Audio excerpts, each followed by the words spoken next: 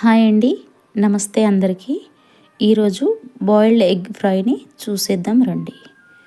6 గుడ్లని చిటికెడు ఉప్పు వేసుకొని ఉడికించుకొని పొట్టు తీసుకొని పక్కకు పెట్టుకోవాలి.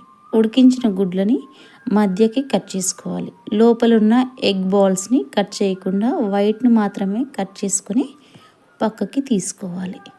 రెండుగా చేసిన వైట్ని మరో 2 ముక్కలుగా చేసి పక్కకు తీసుకోవాలి.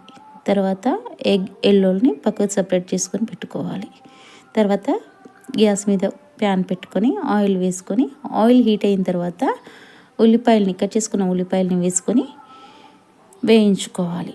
తర్వాత కొంచెం కరివేపాకును కూడా వేసి మగ్గనివ్వాలి.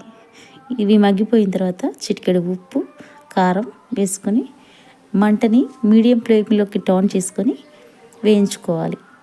తర్వాత అల్లం వెల్లుల్లి పేస్ట్ను కూడా వేసి కొద్దిగా వేగిన తర్వాత మెంతులు ఆవాలు జీలకర్ర వేసుకొని కచ్చాపచ్చా దంచుకొని తీసుకోవాలి. తర్వాత కొంచెం ధనియా పొడి కూడా వేసుకొని వేయించుకొని తర్వాత కట్ చేసి పెట్టుకున్న ఎగ్ వైట్ని ముక్కల్ని తీసుకోవాలి.